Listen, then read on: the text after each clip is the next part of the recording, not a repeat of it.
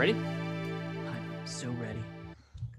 What's going on, everybody? Welcome to another episode of Gaming with the Bros Cast. Yeah.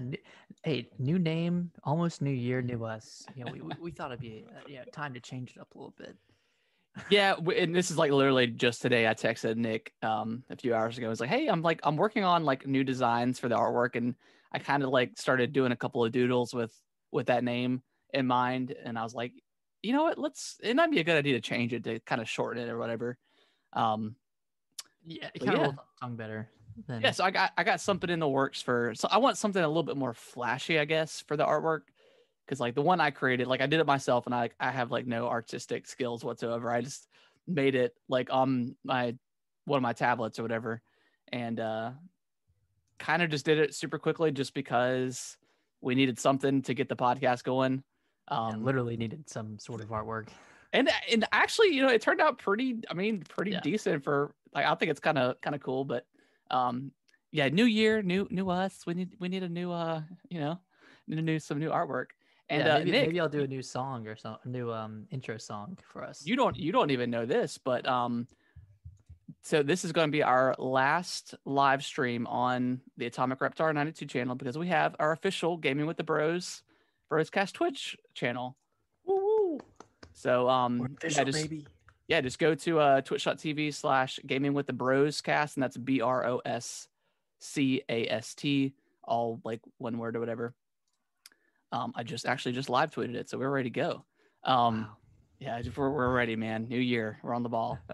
So yeah, follow us there. We will. This will be our last show, and we'll do a couple of tweets and stuff just to let people know. But then we will move over to that channel, and yeah, we'll go from there. So yeah, that'll be a little bit easier because it'll be separate from your stuff. And then you kind of know what you're getting into. Like, it's a little bit easier to kind of differentiate what I do versus what the podcast is doing. So, and then if we ever do like any live streams, like I know we eventually want to do like Among Us or something, we'll do it there too. Like anything where it's like us two playing, we'll do it over there, on that channel. So yeah, I'm looking forward to the new year, man. I got a new microphone, which we'll talk about here in a second, and I'm excited. Desk. A new desk. Yeah, I'm not on the floor anymore. It's great. I'm in a new location now too. I mean, yeah, you're officially moved. I saw the pictures you sent. You got started getting everything kind of set up. Yeah, we got everything set up. So how's your week, man? We Christmas came and went as it usually does, so fast. Yep. And I mean, it was good seeing all the family and stuff like that. But how was your week? Week was good. It was nice just to be at home and just relax. I only worked a few days last week and then took some time off. And then I have all this week off as well. Yeah. So it was just nice to finish up Tuesday and know that I didn't have to be at work until the new year. Exactly. So chilling out. Did a lot of shopping. Did a lot of Christmas shopping. Of course. Yeah, it's crazy. I mean, the day or two before Christmas, you go to any shopping center and it's like a madhouse. Yeah, I went to Walmart the day before. Yeah, Christmas Eve. I bet it was crazy. It wasn't. Yeah, it was a little crazy, and it's funny because I was just getting a few things, and I was checking on some stuff, specifically like an Echo Dot, one of the newer ones, and I forgot that Walmart doesn't sell any like Amazon branded product. So I ended up getting what I needed. And I went to the front and it was just packed full of people. So I was like, well, let me go back to electronics because you can pay there. And I was in line. I was like the third person in line and it was going pretty quick. And then I got up to the counter and I maybe had 15 things. I had some grocery stuff for our Christmas Eve dinner and then a couple like gifts. And the lady was like, "Can I help you?" And I was like, "Can I check out here?" And she's like, "Yeah." And you could tell she was just like kind of peeved or whatever. Yeah. And then like I started putting my stuff up and she was like, "Well, I can't take anything that needs to be weighed." And I looked down and I was like, "Well, I don't have anything that needs to be weighed, so we're good." And she's like, "Yeah." She's like, we normally don't take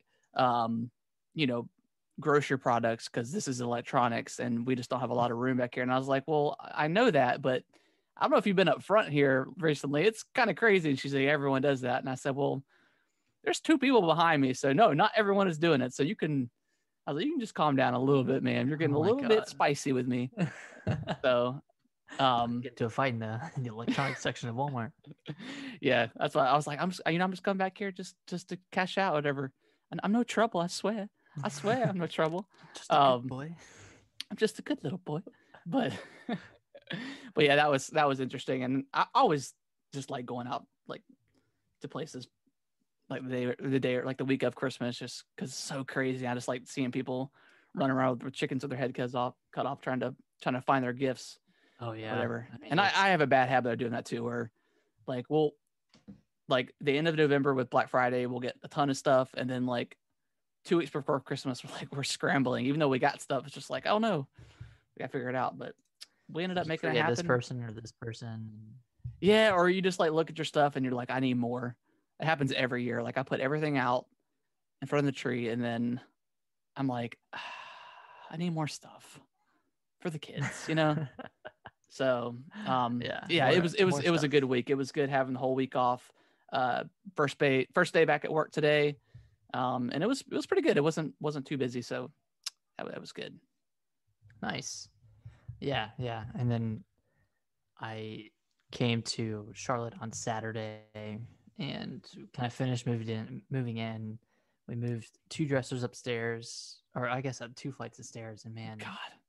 So Alicia's dresser is like made of real wood, and it's pretty long. Oh my God. So it's like 150, 200 pounds, and it was just the 2 of us there. So her parents have a hand truck, so we like put it on the hand truck, and then I had to like hoist it up the stairs, one stair at a time. I think I pulled something in my back or something, but like I've been checking my Fitbit like every day, and I think I've walked like 30 flights of stairs or 35 flights of stairs a day, just like bringing boxes up every day. Just like there's always one more thing that we need to do. Yep.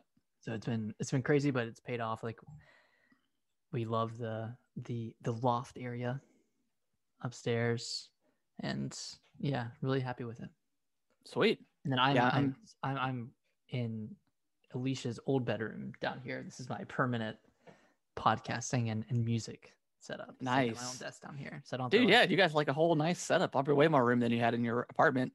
Oh, I had like just a little folding table that only held my laptop and maybe my my little converter thing. But hell yeah. Yeah. Well, it's like I'm so excited. Like I've had a desk before, like the one behind me or whatever, and it was cool at the time, but it's just not a ton of room on it. And this one's like pretty solid, and it was pretty easy to put together, which was always nice. It's got like it's got like a little cubby on the left side, and it's got like a little permanent like microphone or headset rack or whatever. Ooh. So yeah, super solid. I mean, it was like, I got it as a Christmas present, but it was like an $80 desk. Like it's pretty nice. Is it like a specific, like, is it a gaming desk? I think it was labeled as one. I don't, okay, because I always try to defer away from like using terms like gamer, because as soon as you throw in that term to Amazon, like the prices are going to be skyrocketed just for no reason, just because whatever. So it's the same thing for like wedding, like whenever you guys, when you have your wedding, anytime you type in wedding anything, like the prices are like tripled for no reason, just other than the fact that it says wedding in the title. Just because they can. Just because they can, and people buy it, so it's whatever. But yeah, it's nice just to have a nice setup. I've got like my Amazon Echo going now, my Dot or whatever, which we've had for years, but I finally put it up, and it was cool because I got my pop filter delivered today, and like I got a little notification like through the Dot. It was like a little ding or whatever. So I was like, oh, cool. That's cool. I didn't know it did that. I didn't know it either until like I heard the ding, and I looked at my phone, and it was like, your package is delivered. I was like, okay, sweet. So that's been cool. It's all the technology is just coming together. Yeah, it's all integrated. Yeah, one day I'll have a smart home, and I won't have to walk at all, and I could just zoom everywhere, from room to room. We get like 5 hoverboards, and then just go anywhere. So yeah. Speaking of transporting, Santa brought me a little Oculus Quest 2 for Christmas. Yes, let's talk about this thing because I had a chance to play for about, I don't know, 20, 30 minutes maybe, if that. Yeah. And What I played, I loved it. So go you ahead and jump on into that. You played Beat Saber and Super Hot, right? Yeah, yeah. Which, man, like I've played a little bit of your PSVR, Mhm. and I think we only tried that Batman game. You I think played that's the only thing I Batman played. I don't and think I Rush of tried Blood. Resident Evil. Rush of Blood, you probably tried because Resident Evil Oh wasn't yeah, out at the time. yeah, I did try Rush of Blood. You might have gotten a little motion sick from that one, Yeah, I or did. I someone might did. have. Yeah, because that one's kind of wild. Yeah, But yeah, so let's talk about Beat Saber first. That yeah. game, it's also so for those who don't know, and it's a pretty popular game by now, but it's a Yeah. rhythm game where you have two different colored lightsabers and you're physically swinging them at these blocks that are coming towards you, and those blocks are colored and they also have direction input, so you'll either swing up or left, right, diagonal. Mm-hmm. And I mean, that's about as simple as it gets, but you can play a bunch of songs, different difficulties. I know there's a 360-degree mode that I want to try where you can Oh my you can god! see them coming from like all around you, I guess, and you can take Wow. them on from any angle. And I'm going through the campaign right now, and I was like, what kind of campaign can you do with like rhythm game? Yeah. And it's pretty interesting because like some of the challenges are like, okay, you can only miss this many blocks, but then some of them are like you have to miss this many blocks, or you have to miss a minimum of this many. So like you have to miss like 6 cuts Mm-hmm. during the song, and you have to like strategically do it. And then one's like you have to get a minimum combo of 26, but a max combo of 30. So after you hit that 26 combo, you have to intentionally miss, Wow. and then you have to keep going and get 20 above 26 again. And there's Hmm. just a bunch of like random stuff like that. And then probably my favorite one is one that requires you to move a certain number of meters in total during a song. So you Oh like wow. every movement you do, you have to like really like go for it and do it like as big of a movement as possible. That's awesome. And then there's another one like a minimum or a maximum movement amount. So there's a min and a max. So like one of them you have to like be very slight with your movements, and the other one you have to like go all out. Wow. Okay, that's pretty Yeah. interesting. So it's crazy. I kind of want to get some of the music packs. Yeah, I mean, There's a Panic at the Disco one that I want to get. Oh, nice. Linkin Park. The short amount of time I played it, it definitely gave me like that feeling I got when I first played Guitar Hero and Rock Band and stuff for the first time. Because like I mean, once you went, and it's super simple to like, it's super easy to pick up. Like it's way easier than like Guitar Hero or Rock Band ever was. Really intuitive. So I mean, you pick it up and you just kind of start swinging away, and it's like once you start to get the rhythm and those beats start dropping, like it's so much fun, man. I had a blast. Like I had a blast, and I was just like, I mean, it's funny that we did the same exact thing. It's like we did like the easier, normal, whatever. Then we jumped to like the expert plus mode, and it was just like no. And then I dropped it back to hard. Crazy. But yeah, it was a lot of fun, and I definitely would like to play that again. Yeah, that's probably one of my favorites so far. And then you played Super Hot as well. Yeah, Super Hot was awesome. Yes. Like it was very like it almost. I mean, obviously, you're not feeling any pain or anything, but it's like when you get shot or something, like especially when it comes like right at your head. Yeah. Oh my god, it's a pretty pretty realistic, I guess, in its combat. Yeah, and then the fact that like you can watch it on your phone or whatever, so like someone can you can still like be a part of it. Like you're not just in a room by yourself or in a room with somebody and they're just watching you look like an idiot. They can actually see what you're doing, which is, I think it's really, really smart. Right. So, and then I guess you could somehow get that over to the big screen or big TV or something. If you wanted to like a cable where I could plug my phone in. Okay. So yeah, even better. So if you have like a little party or something, you can, pass it around and watch everybody play Beat Saber or whatever. So that's pretty cool. Yeah. So I've played Super Hot on the Xbox. I think I played it last year. Okay. But like now that I've played it, like I finished it in VR, and now that I've played it, I'm like, I can't imagine playing this game on anything else. Yeah. It's just like it feels so cool. Yeah. Like you're literally sure. like doing like a matrix dodge to dodge bullets and catching guns and then like turning around and shooting people. And you know, you can block bullets with metal objects or glass Mm-hmm. objects. And they just kind of thought of everything. And then there's a lot of like challenge modes and endless modes that you can play. So I've been doing a lot of those. Yeah, so Super Hots, man, that game, whew, so good. Yeah. But I did get a few more games that I want to talk about. Sweet. The Climb was one of them, Okay. and I that was the first one I got actually, and I played a little bit more of that one today, and it's really cool. Like it's kind of like a, I don't want to say a one-trick pony, but I mean all you're doing is climbing a mountain, Yeah. and there's like different difficulties and different challenges that come with it. But Mm-hmm.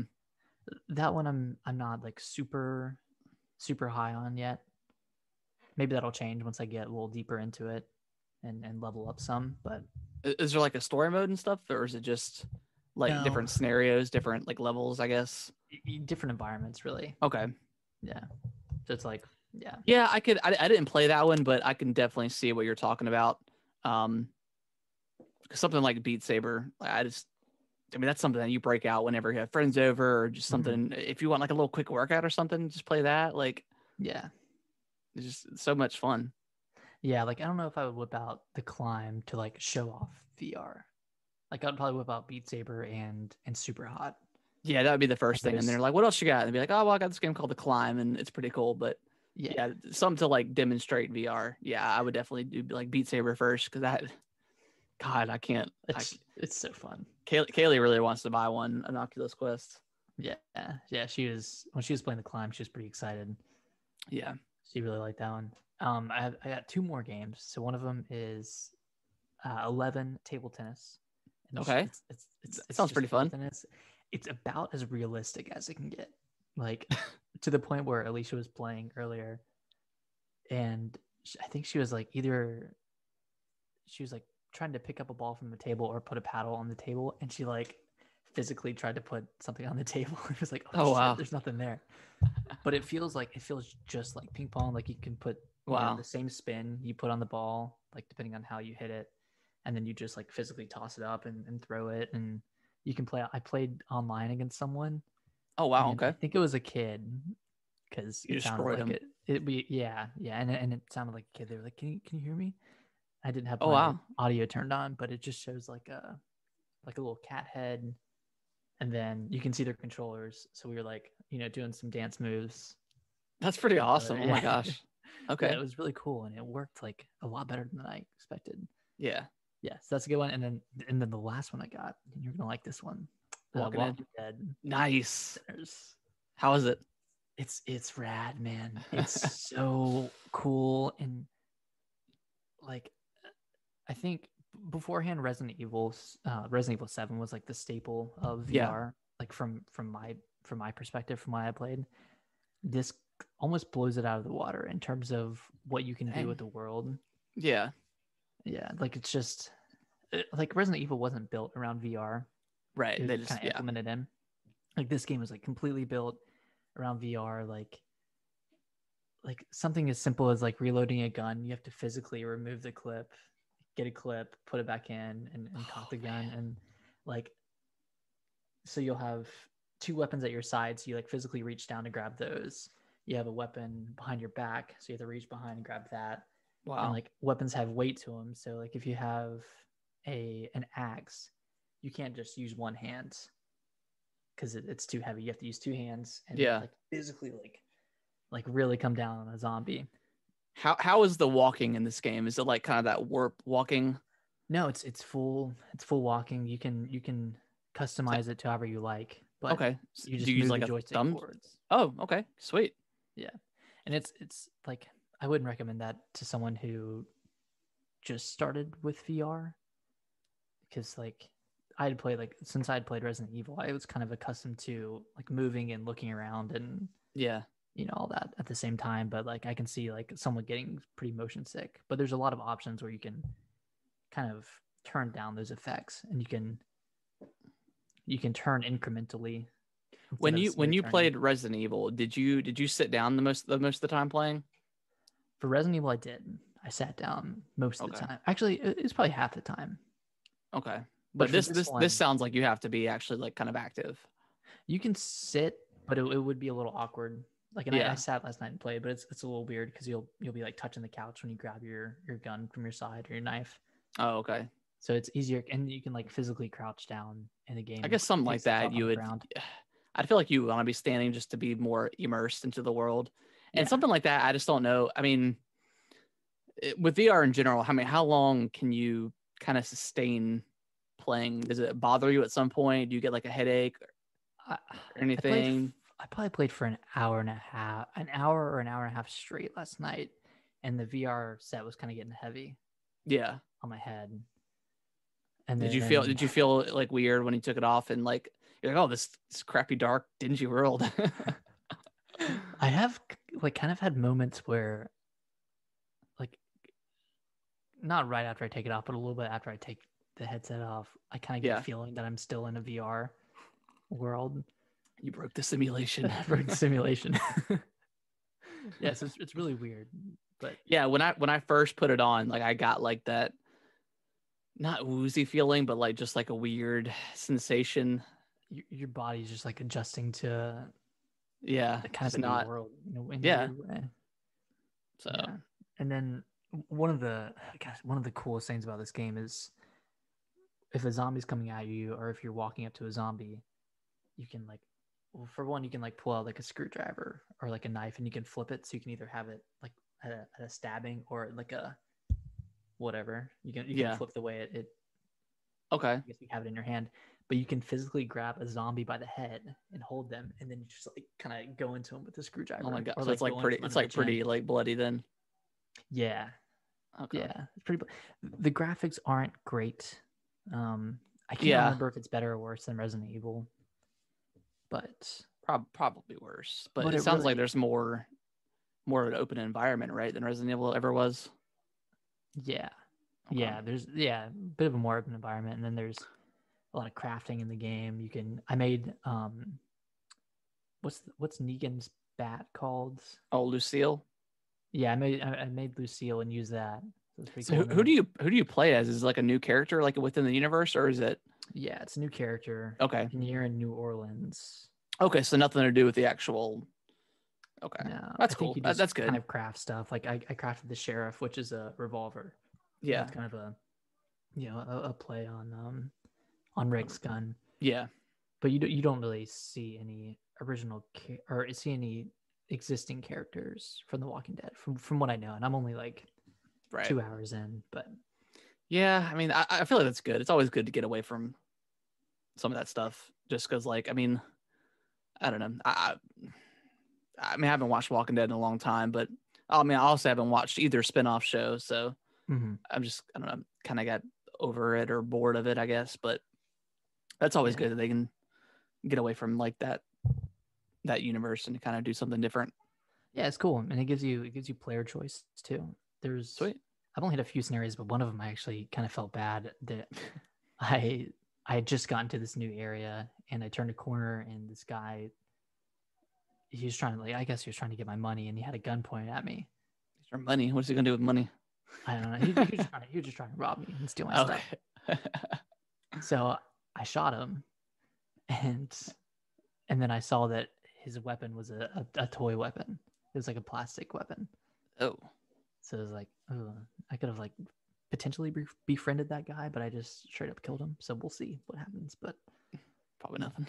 Probably nothing. Whoops. Yeah, so that game's really fun. Really, really fun. Sweet. So is there like on the Oculus, because I'm not super familiar with VR really in general. Are there like a lot of mainline games on this thing?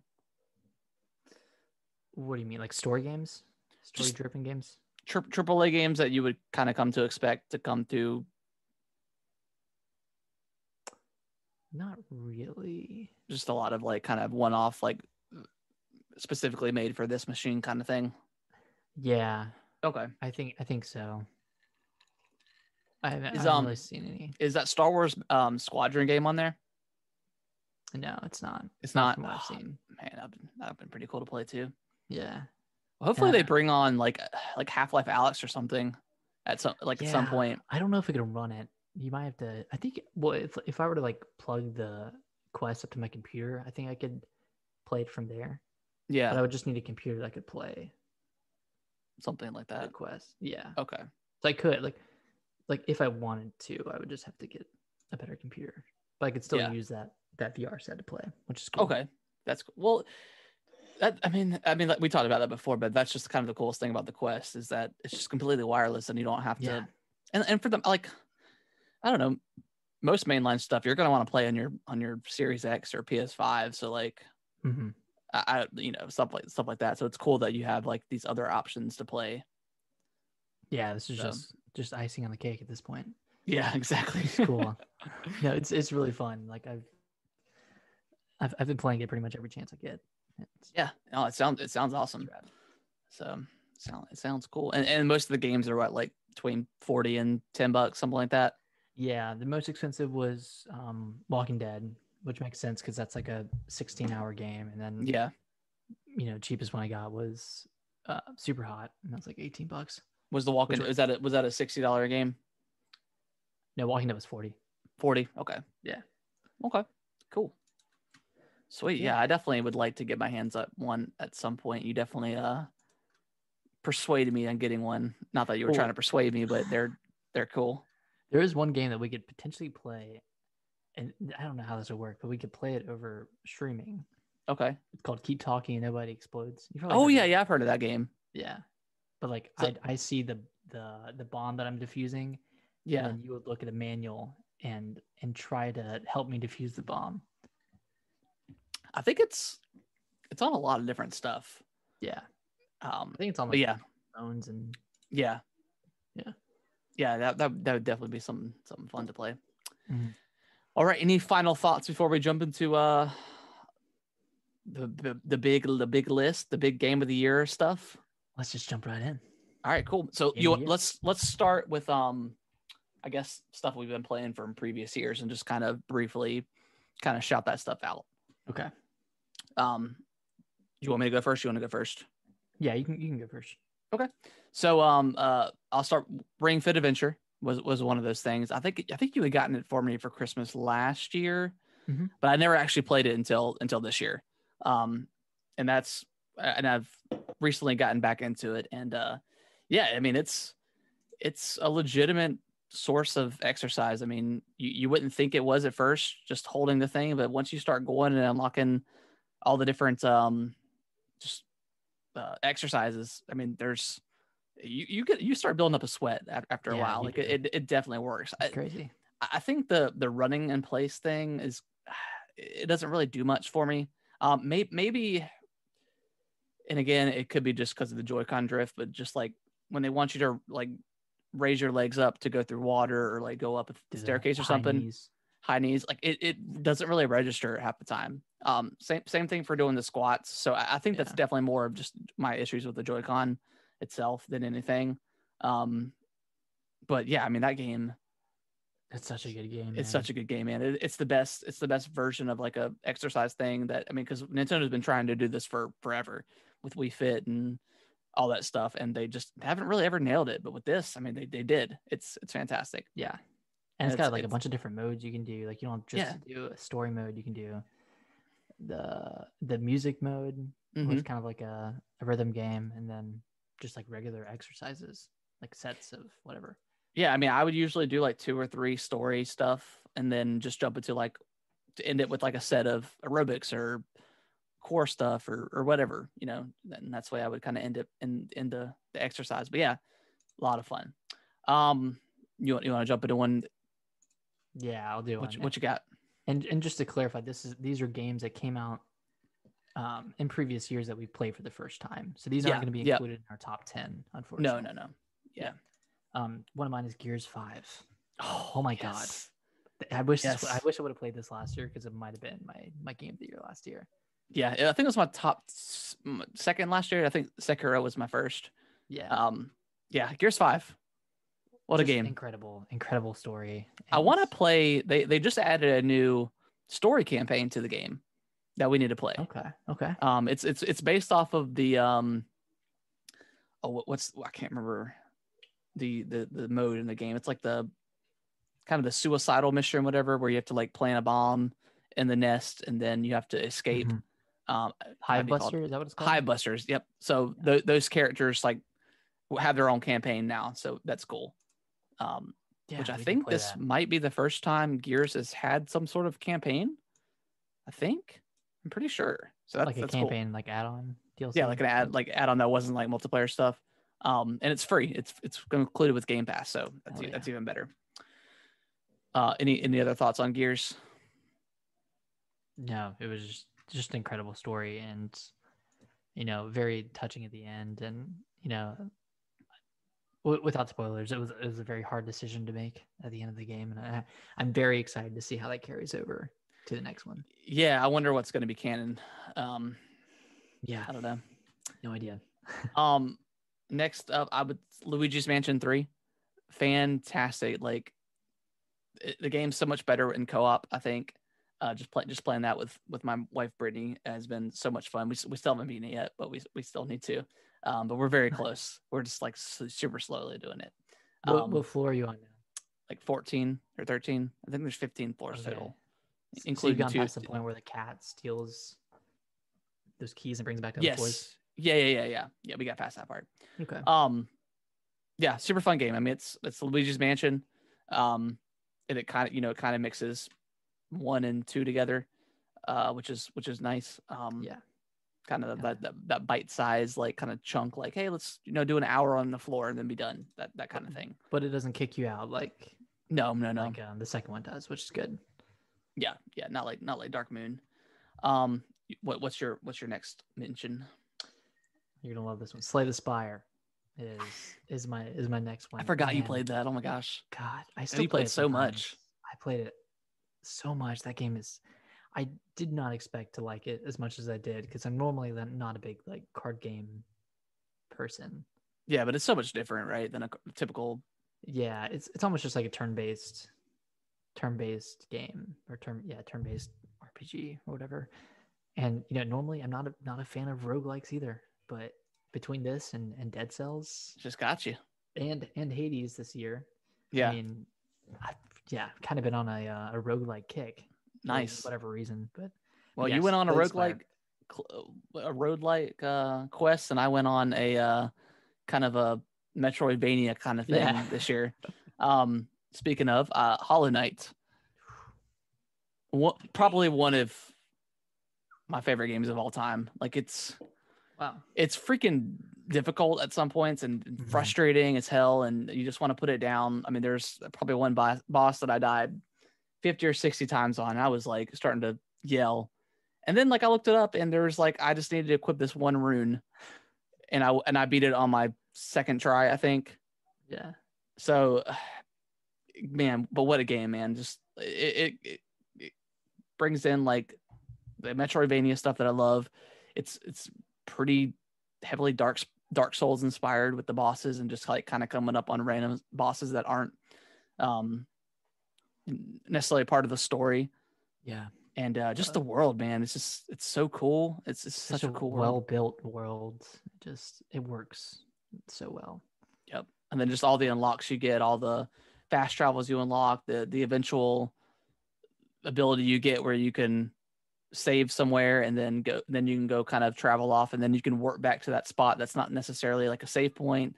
That changed the game for me too. Like it was just a lot of different little things that eventually added up to just be so amazing. Yeah, it just clicks. And I wasn't even happy, or I wasn't even mad that the final boss wasn't even really that hard. It was just kind of like a breath of fresh air. Like I was like, oh, thank God, because you looked really hard. Yeah, it looks really hard, but still, like I'll probably go back at some point and kind of finish up the map or whatever, and maybe we'll see. But it's a big map. Yeah, it's huge. I mean, I've unlocked a lot of it too. And I don't know if I unlocked some DLC stuff because I played it on the Switch, which was perfect. Like just playing that in handheld mode while I watched TV or watched a movie or something was awesome. Yeah, I think that's the best way to play it. Like, I don't know if I would have played it as much as I did if I didn't have it on the Switch. Yeah. My next one is The Witcher 3. Yes. Yeah, that was early. That was the first game I beat this year. Yeah, because you started playing it and then I started playing it again. Yeah. I actually got this for Christmas. The Witcher book, the first one. Nice. Yeah. So That's I'm excited. great. I'm excited to read that. Yeah. Yeah, Witcher's great game.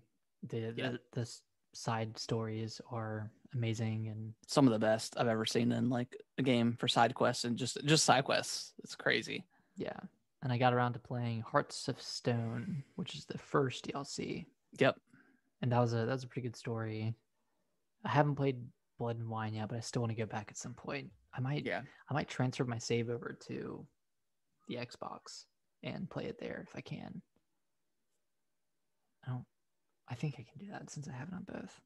I might have to like read because I played on the Switch. Oh, right. Yeah, so I might try to transfer my save and just see how it looks on the Series X. Yeah, I need to fire it up and look at it. Yeah. I still think Bloody Baron is one of the best quests. Oh, oh my god, and it's so long. Like I forgot how long it was until the second time I played it. Yeah, just all the stuff with the bog witches and it's just a very messed up storyline. It's a really really long one. Like probably like 8 hours. Yeah, it's super long. It's one of the best though. It's incredible. Incredible. Anything else you got? Yeah, I've got Ori and the Blind Forest, nice. which I did not play until this year. I wanted to play it so I can get to Will o' the Wisps, and I think I'm better for it because I just playing those back to back was just so much fun. And even going to Will o' the Wisps, I did not get like any sort of fatigue at all. Like it was very nice just immediately seeing those differences. Man, Ori again, just incredible Metroidvania-esque style game. It's charming. Like the world is so beautiful.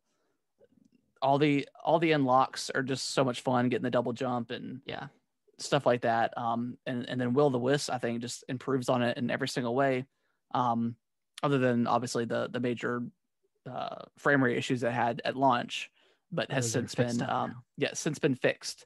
And Ori, man, it's so good. Can't wait for a third one. Hope they do some DLC for the second one. Probably not at this point, but yeah, I'll play any sort of Ori game.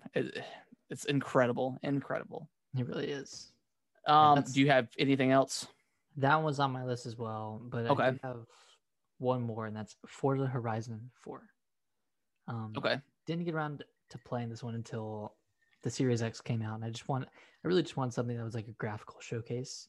Yeah. But I ended up playing a ton of this game, and I'm not a big racing sim fan, but yeah, this one's just fun, man. It's just fun just driving. It's just fun driving around, crashing, doing some drifts, doing some races. Yeah, racing games are, and it's great that it's on Game Pass too, because I could never see myself buying a racing game, but if it's there, like I'll check it out. Yeah, 100%. But yeah, I can't remember if we discussed where this game fell, but I put it on my previous year's game, and it was Jedi Fallen Order. Oh, okay. I put that on my current year list. I thought we said December was a cutoff. Maybe. I might just have 9 games then. You don't have a 10th game? Well, that was my 10th game. You don't have another game? Oh yeah, I can do another game. All right. I mean, we can do it. We can just do it this time. I'll have to adjust my list though. Do you have anything that's like bottom tier on your list that you just added on because you didn't have? Yeah, but I'd also have to put Jedi up like pretty close to the top of my list for Game of the Year. Okay, let's leave it off because I don't want to. I mean, I could. No, I have another game I can put on there. Okay. Oh God.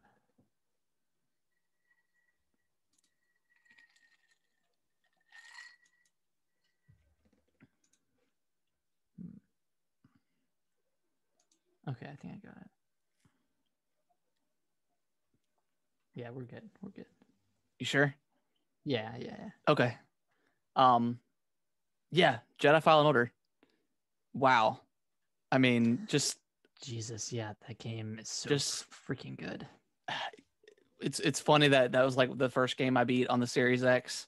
But man, what a just fantastic Star Wars story, a fantastic Dark Souls like game. Wow, it's just kind of insane. The only thing that I kind of wish it had, which makes sense for the universe, was like I kind of wish like your upgrades for your lightsaber affected, like it had attributes, like it had damage, like increased damage and stuff like that. That's the only thing I thought was missing, but it makes sense within that world, so I can't really complain too much about that.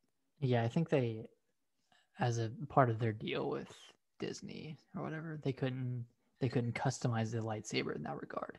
Yeah, I mean it makes total sense. Like it's a very minor gripe within that game.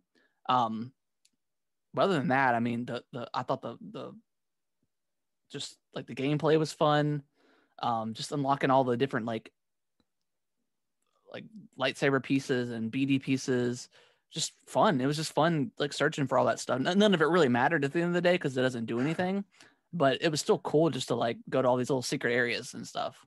Yeah, that's my one gripe is like searching for, an optional item or whatever. It's just gonna be like a skin. Yeah, that can add to your. Which I mean, you get like experience points too, so it doesn't necessarily mean anything. But as far as like increasing your power or increasing your weapon damage, it doesn't do anything. But but what a game, man! Like as a person that doesn't care about Star Wars at all until recently here with the Mandalorian and now this, I'm kind of into Star Wars all of a sudden, and I'm not mad about it. So into the side stories of yeah. So what a game, man! Just what a game! Like the whole thing is so much fun. I had a blast. Yeah, I loved it all the way through. Yeah, it's so weird that it was the first game that we both finished on the Series X. Yeah, it was fun. I played like 2 hours of it, and I was like, I'm really into this. And then because I had gotten Assassin's Creed, or we got it or whatever, and I wasn't super into Assassin's Creed at first, so I was like, I'll just play this, and then I did, and great game. All right, you ready to jump into our top 10 list here? Yes. Yeah, I'm ready. Sorry, I've been kind of rearranging my list. Okay. Or numbering them. I had numbered them. Oh, okay. So I was doing that. Gotcha. But yeah, I'm ready. All right. You want to start? Well, I guess we'll just go with our top 10. Like we'll start at number 10 and just make our way down, right? Let's do it that way. Cool. All right. So I guess I'll go first. At number 10, Super Mario 3D All Stars. And again, maybe it would have been a little bit higher on my list, but I haven't played. I completely finished 64, which was like just a huge accomplishment in my life, just because like that was like the one game from my childhood that I never beat or could beat because it was just too hard for like a 6-year-old to do. So yeah, super happy I went back and just beat it for the first time. And then jumping into Sunshine next and realizing that game was not as good as I thought it was. Remember it being, good, man. It's the truth. It is the truth. I played like an hour of Galaxy with Kellen. And then at that point I was just kind of like Mario'd out because we were playing 3D World and Odyssey, and we just played so much Mario that I was like, I'm ready to take a break. So maybe if I had played some more Galaxy, it would be a little bit higher up on my list. But yeah, it made the top 10 list, so I'm happy. Yeah, I'm happy about that too, because it's on my list as well. But at my number 10 is Hyrule Warriors Age of Calamity. Okay. Now, this game I haven't finished yet, so take whatever I say with a grain of salt. But I'm pretty deep into it, like 15 hours in, and it's been a fun game. Like, not my favorite game of the year. I'm gonna stop you real quick. After you finish your 10, we'll do our honorable mentions. Yeah. We should. Yeah. Okay. Okay. Good. Yeah, not my favorite game of the year, and the frame rate kind of sucks. And it's kind of in desperate need of an upgraded Switch. Yeah, I think But so. it's really fun. It's fun just, you know, mindlessly hacking and slashing at Yeah, hundreds of enemies at a time it's and it's a unlocking new lot of fun. characters. It is fun. Yeah, it's a good time. And I was kind of putting it on my list, but I think it deserves a spot in the top 10. I think Okay. I think it's good enough. Okay. All right, let's do our honorable mentions. All right, so yeah, we'll backtrack to honorable mentions. I threw up. I didn't play it a ton, but for what I played, I really, really enjoyed it, which was Clubhouse games. Oh shoot! What Clubhouse games? Yeah, just playing Yahtzee in that and playing all the different mini games. A lot of fun, like just a great family game to play. Really, really cool for when I played. I'm throwing up Mario Kart Live Home Circuit as an honorable mention. Fun game. Is it gimmicky? Maybe a little bit. I think it's definitely more towards like kids, like Kellen's age or something like that. Okay. And maybe if I just had a bigger place that was hardwood downstairs other than carpet, because it works surprisingly well in carpet. It's a little shaky, but yeah, and it really doesn't. I thought like the dog hair would destroy it, but it's really held up like really nicely. So I'm very happy about that. There's just not a lot of depth to it. Yeah. I mean, and it's an investment. It's $100. You have to have a separate Switch, and then if you want 2 players, you have to have another $100 machine or cart, and then a second Switch. So it's a huge investment for like a family if you have more than one kid. But at the end of the day, it's still fun. It's still kind of got like that Guitar Hero Beat Saber vibe for the first time where you play it, where it's just so cool to see something like this in action. So that's why I wanted to give it an honorable mention. Okay. And then my third game is Hyrule Warriors. It's an honorable mention. Nice. It didn't make. I was debating putting it was on my list at first, and granted, I haven't finished it. I've played far less than you have, I think. So but that my opinion may change at some point, but for now, from what I've played, really good game. Like you said, the frame rate is pretty atrocious at times. But it looks pretty good. It's quite beautiful for what it is. I really enjoy maybe not super beautiful. I don't know. It looks pretty good. It's definitely doesn't look as good as like Breath of the Wild, but no. But it looks better than I thought it was gonna look. I really liked like the overall design of like the map and how they got just like little mini stuff that you can kind of go into with, as far as like, oh, you got all these Lizalfos fangs or whatever, give them to this farmer, and all of a sudden he's back up and running, and you can, all of a sudden start trading with him, and just little stuff like that where you don't necessarily have to go into a mission. Right. If you want to kill 10 minutes, you can kill 10 minutes just doing that kind of stuff. Just instant gratification. Exactly. Stuff. And then like apart from the actual story missions, like there's a bunch of like little side missions, like, doing stuff with just Link with his spear, or doing the training for, Daruk or whoever person you have.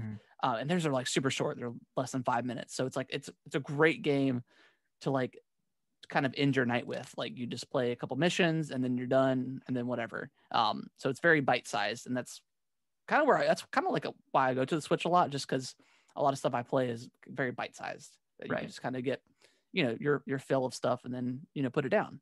So great game so far, but not quite top 10 material, I think, for me.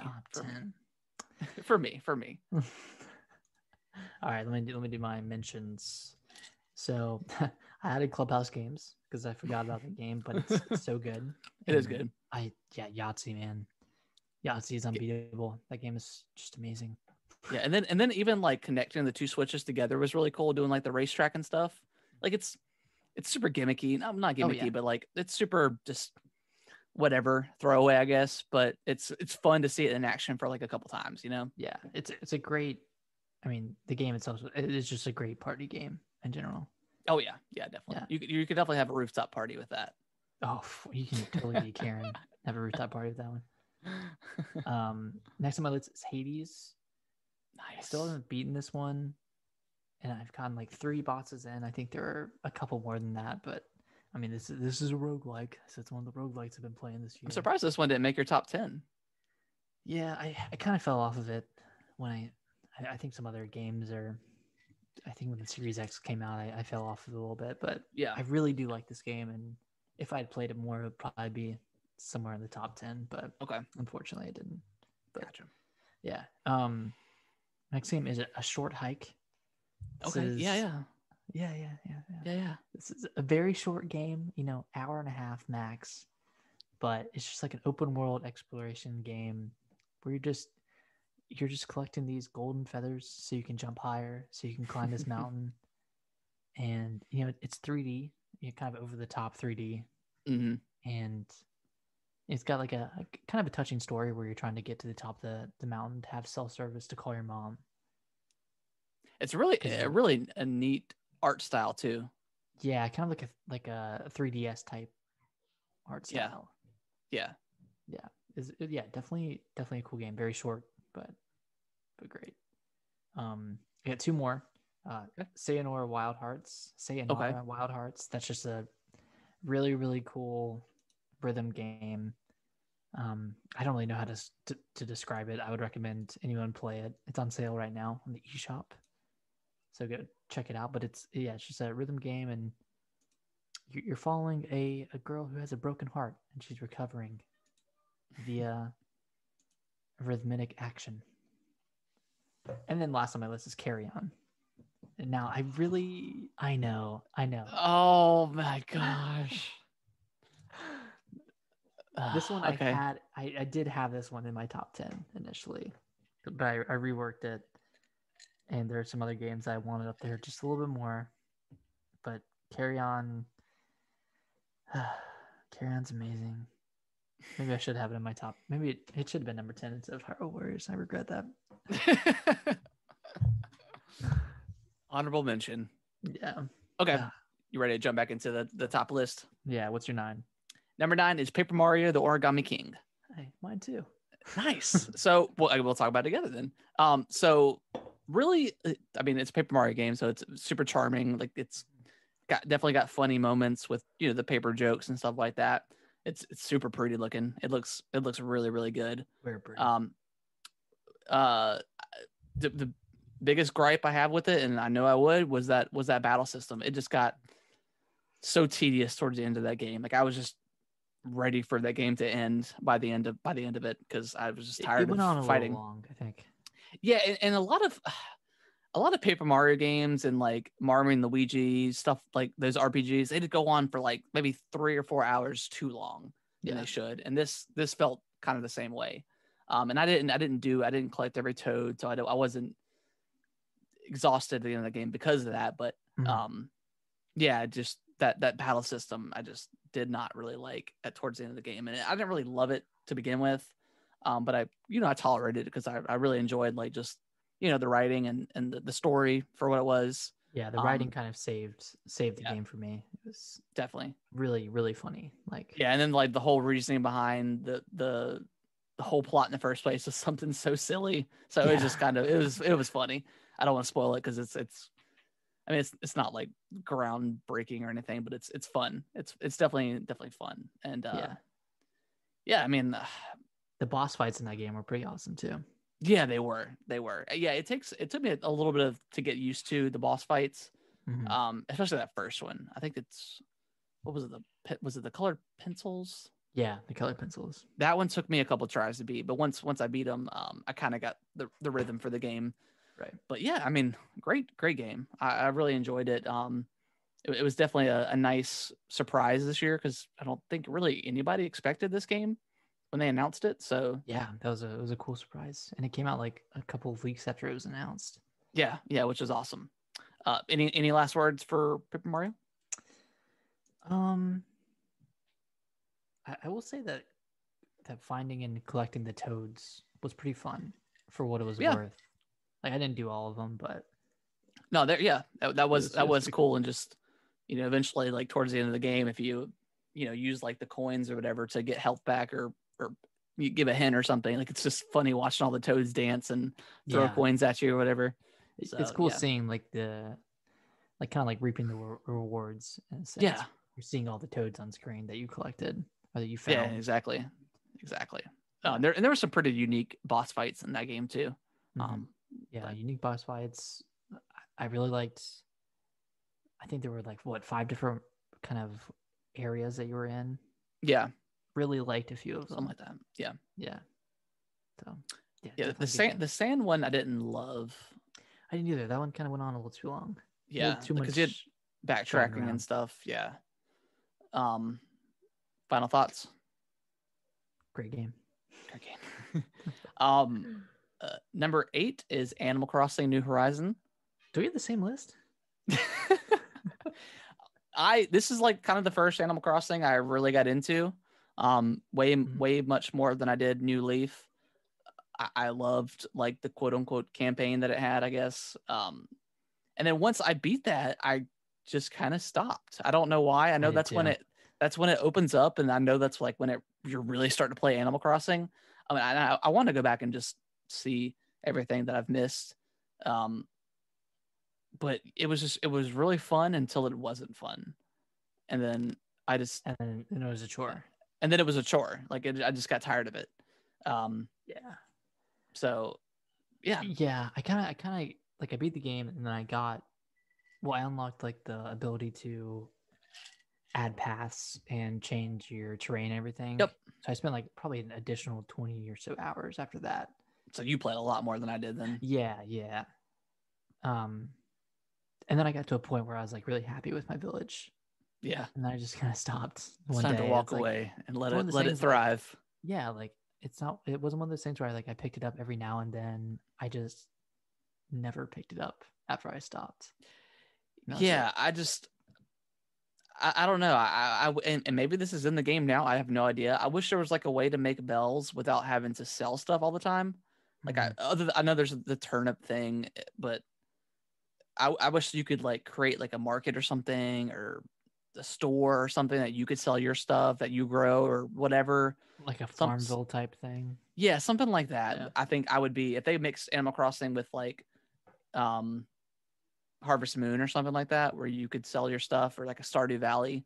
I think I would like it a lot more, but I need to go back and check it out. But for what I played, I really enjoyed it. Like it was fun to wake up every day and like play for like 30 minutes before work or something, or kind of throughout the day, just kind of do stuff and get the spiders and you try to catch the spiders because they were like so hard to catch. And yeah, it's a really fun game. And such a cultural phenomenon too. Oh yeah, it came out like it was kind of it came at the perfect time, right when like the work from home started, right when lockdowns started. Yep, all over. So like I don't know if I would have enjoyed it as much if we weren't in this scenario this year, because like I just had so much more time to play it. Yeah, exactly. During the day. Yeah. It definitely gave me kind of like the vibe of like when the Wii first came out with Wii Sports, how like everybody and their mom was playing this game, or like Pokemon Go at first. Like everybody was talking about it. People that I would never expect to play Animal Crossing, streamers that I've watched, they would be playing it. Like it was just everywhere, and it was really cool because people were buying Switches that I would never expect to play in a game. And then that's when the Switch, didn't the Switch Lite come out? No, that was November of 2019. So it was already out for a little bit. Then. And then they released that really beautiful, like pastel colored Switch version, which was really cool. I saw that in stores the other day. I was like, damn it, Nintendo. Yeah. I really enjoyed it. Yeah, I really enjoyed the time I had with it, and maybe I'll go back into it since I think they're in winter now, so it's gonna look completely different. Yeah, that's what I keep thinking I'm gonna do. So we'll see. All right, number 7. I know you don't have it on your list. It's Dragon Ball Z Kakarot. No, nice. So, I mean, this game came out, and this is like the first game I played of this year. It came out in January. I really like Dragon Ball Z, Dragon Ball Super, all that stuff. I don't get into like the manga or anything, so I'm not like super diehard into it. But just that and fighters that I play a lot, like I really enjoy Dragon Ball. And just this was probably the best story version of Dragon Ball Z I've probably ever played. I mean, it's again, they're all telling the same story, so it's just reliving like, but you do a lot more stuff. I mean, you have fishing in the game, you have hunting where you can, and granted, you're just shooting them with your blast. It's nothing crazy, but there's getting boosts from that. There's doing stuff like Gohan's, whenever Piccolo in the game or in the show leaves Gohan in the desert for 6 months by himself when he's like 5, you get to play as him and kind of like learn his story a little bit more and do stuff. And grand, like, and the fighting is a lot like, it's a lot like Xenoverse 1 and 2. I don't think you've ever played those games, but for the people that have, it's pretty much like that. It's a little bit better. Well, probably quite better than those, but those are still really good games too, I think. Okay. But this one's kind of buggy too. It's the open world. I mean, it's fun flying around and collecting like all the orbs and stuff, but it's, as like an open world, it's kind of boring and lackluster. It just doesn't feel lived in. I mean, you have like AI moving throughout the city, but they're not doing anything important. Right. They're just walking around or driving around their cars. And then like the enemies, like there's enemies just flying around that you can go across, and you can avoid them if you want to. So it's not like you have to fight them or whatever. It's not like a Final Fantasy where you're just going to get attacked out of nowhere. You can definitely fly around them. But yeah, I mean, all that stuff aside, it was so much fun going through this game. And I mean, I probably put 55 hours into this thing. Wow. So I still want to get the DLC and play that. Just because it was so fun. But yeah, all that negative stuff aside that you would expect from like a Dragon Ball Z game, it's still probably one of the best Dragon Ball Z games out there. As one, like, not counting Fighters, just because Fighters is a completely different game. But as far as like one of those kind of Dragon Ball Z games, like Xenoverse, is probably the best, and it's just a lot of fun. And is it technically better than Animal Crossing? I don't know, but I had a lot more fun with it. So I just think I had a more invested more time into it. I loved every aspect of playing that thing, just watching all the different characters that you love from the show come into it and playing as them, and then having like your squad, and then like you had like almost like a game board thing style, like in the menu, where every time you would unlock, like fight a new character, you would unlock their coin or whatever, and then you could place that coin into the game board.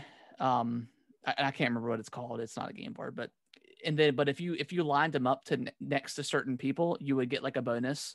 So like if you were to line like Krillin and Goku up, you would get like the best friend bonus or whatever it's called. Or like interesting. Okay. Gohan and Goku, you would have like the father son bonus, or like Piccolo and Gohan, because they have that relationship. Or I don't know, like if you have just, there's so many different combinations of characters that you can kind of place against each other, and you get like a different boost for it. But so there's a lot of stuff in the game, and it's a lot of fun. And then they added a card battler to it as well. Like and I played a little bit of it, but not enough to really talk about it.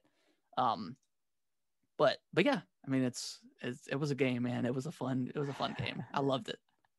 I would definitely recommend, if you're like any sort of a Dragon Ball Z fan, I would definitely recommend it. Especially now, it's probably $20 at this point, $30. Yeah, it's probably pretty cheap now. You can play it if you want to, because I've got it. So that's right. Yeah. So it's fun. Yeah, it's fun. I really enjoyed it. Okay, nice. All right, my number 7 is Tony Hawk's Pro Skater 1 and 2. Nice. Yeah. You really like this game. Yeah, this is one of those games where I played through both of them in a weekend and did like all the challenges for every level. And then I didn't play it really anymore after that. But the time I had spent with it was just so much fun. Like, you know me, I love skateboarding games. Yeah. In general. And shoot, I forgot to add. No. I just remembered Skater XL. That's on my list. But that's honorable okay. mention. Honorable mention. Yeah, it's not complete yet, so whatever. But yeah, Tony Hawk, like that just, and I never really played the original. No, we didn't really get into it until 3. Till 3, and then we played some Underground 1 and 2. Did you play 1 and 2 Underground? You Oh played that, yeah. didn't you? Oh yeah. Okay, Oh, yeah. okay. And then Yeah, like there were American one Wasteland came out and stuff like that. American Wasteland, Proving Grounds. Oh yeah, that was a good Downhill one. Jam. Remember that one? Downhill Jam, man. You love that game. Yeah, it was It one was of the good first though. games I got with the Wii. Yeah. That was cool. But yeah, Tony Hawk's Pro Skater 1 and 2, very, very good remake. Like I want them so bad to either add Pro Skater 3 to that collection or release a separate remaster with 3 and 4. Because I mean, 3 is one of my favorite. Yeah. 3 was yeah. really good. 3 was really good. I don't remember much about 4, but I would just love to see both of those. Yeah. Kind of remastered in the same way. Yeah, I played down perfectly. I played a couple of levels of Tony Hawk, and I need to go back and play it. But from what I played, I really enjoyed it. And it was funny because I was just listening. I don't know if you ever listened to this podcast. It's called the Video Game Apocalypse. It's from the Laser Time Network, but they were actually the people from Games Radar back in the day that did like the bit with like Halo Reach will win Game of the Year. Oh. It's those same guys, but they left that company and formed their own. But he was telling me, or not telling me, but he was saying that technically in my ears, that in the original game you have like the mall level. I think it's either 1 or 2, I can't remember. But it's like a kind of a vibrant mall. Like there's people in there, there's stores, but in like the remaster, it kind of reflects like today's size, current society, because obviously before COVID, malls were kind of dying anyways, and 2020 has just kind of not quite been the nail on the coffin for malls, but it definitely didn't help. So it was just kind of funny they reflected that into the new era. So yeah, you can tell they put a lot of heart into the game, and they just they nailed the feeling. Like I didn't play 5, but I heard whoever worked on 5, I think it was Robomoto, they did not get the feeling of the game right, and that's which is a shame. Important part. Yeah. So I mean they nailed it. I can't remember who did the remaster. I don't. Hopefully this paves the way for a proper new Tony Hawk, or like Tony Hawk reboot or something called Tony Hawk, whatever it is. That would be really cool. Yeah, I can't wait for whenever that happens, when the skateboarding resurgence exactly finally makes its way in. Yeah, exactly. All right, what's your number 6? Number 6 is Resident Evil 3. Nice. So I almost forgot that this game came out this year. Man, I know a lot of people did not like this game just because it's so short, and it's really, really short. I think my first playthrough, I beat it like under 6 hours. So it's super short, but I played it probably 6 or 7 times, like just between getting all the guns. I think I completely got all the achievements in this game. I'm pretty sure I did. Like going back and beating it like on Inferno mode or whatever it is, like, and unlocking like the infinite rocket launcher and stuff. Like it's just so much fun. Like it's a classic Resident Evil, like, kind of what you expect. Oh yeah. It kind of sucks that I played a little bit of the original Resident Evil 3 on the GameCube, but again, I was just young and couldn't beat stuff like that. Apparently they took out like a whole section of the game, the clock tower section, which you see like on the map for the tram or whatever. So it kind of sucks that they did that. Like I don't really understand why. And it's definitely way more actiony than like 2 was, for sure. It's not nearly like as scary or anything like that. Yeah. But that being said, I mean, it was still so much fun to go through that game and play. The Nemesis stuff kind of got, I don't know. It's an unstoppable beast, right? That you fight 4 times, 5 times throughout the game. So it's like kind of gets tedious towards the end. But I thought the ending boss was pretty cool for what it was. It's pretty badass ending boss. Yeah, especially like the gun you use at the very end too. It was like pretty awesome. Stupid easy, but yeah, not on like Inferno. Like it was, because you can get killed with like 1 hit with his his claw or whatever, I guess. Mm-hmm. but yeah, I mean, it's Resident Evil. Like 2 and 3 were excellent, I think, remasters. 3 being a little bit worse. And maybe because we had just gotten 2 like a year before, so maybe that played into a little bit of kind of why people didn't like it as much. Um, Mm-hmm. so I remember maybe that how had something great to do 2 with it. was. But yeah, two was amazing. 3 was really great, I would say. Yeah, I would Really, agree with really, that. really enjoyed it. Yeah. Nice. So that was number 6, right? Yeah.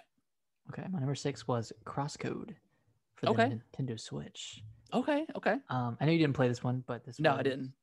This scratched the same itch, or scratched that itch of the Dragon Ball Z Game Boy Advance games.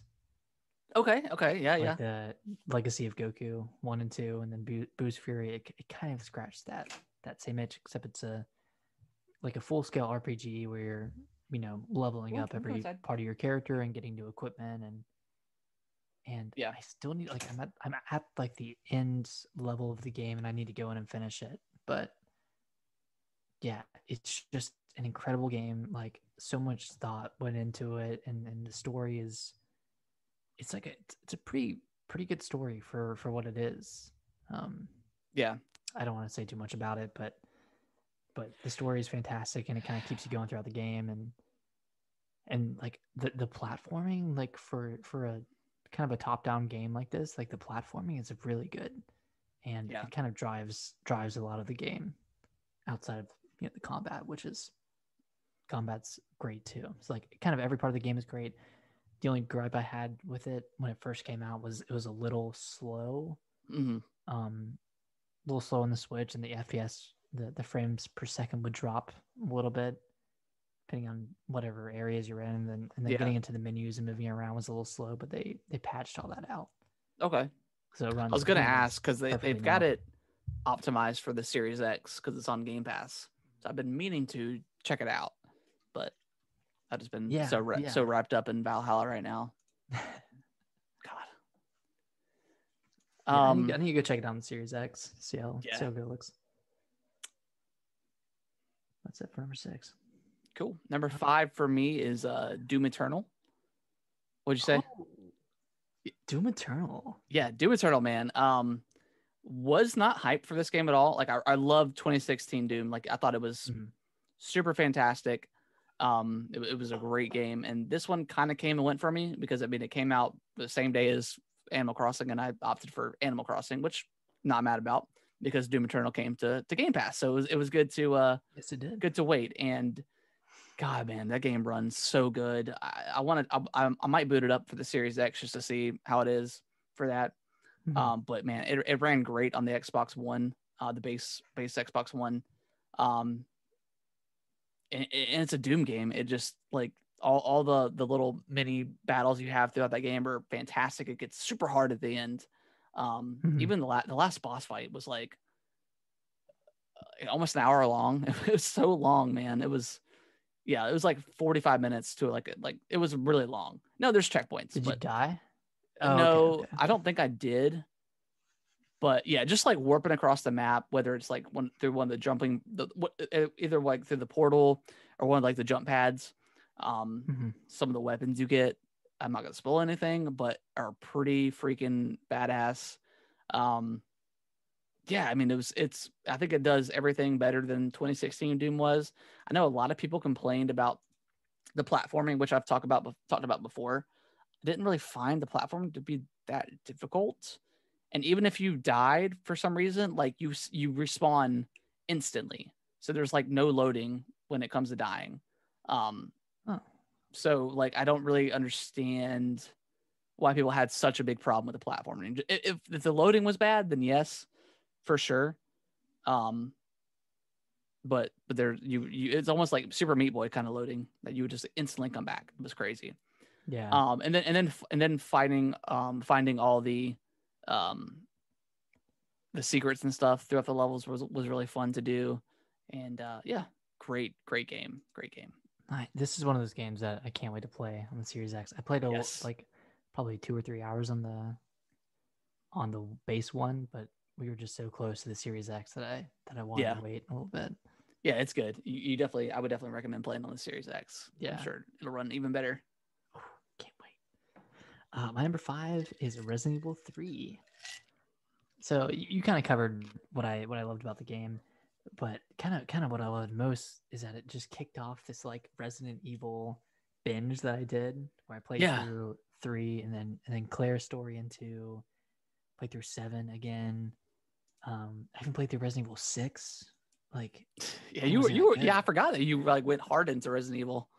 Yeah, and then played a little bit of Resident Evil 1 on the Switch, and never Still need to go back and finished play that one. But yeah, Resident Evil 3. Like, I know it's not as good as 2, but just the fact that, like, I almost like the fact that it's so short because you can just play it. Yeah, in an afternoon. Like, like by the end of the like a third or fourth times that we were both playing through it, we were, beating it in under 2 hours. Yeah, and like that's just so cool that you can play through like a game like that in under 2 hours. Yeah, after it's you learn insane. everything about it, and not even like cheating or anything. Like you just play the game as you unlock stuff. Yeah, just because you learn the shortcuts and secrets and optimal routes and everything. And man, yeah. Resident Evil. Can't wait. Yeah, and the fact that like it starts off with a bang. Like you just immediately get attacked by Nemesis. Like it's so cool. So yeah, great game. Fantastic. Great game. My number 4 is Carry On. Wow.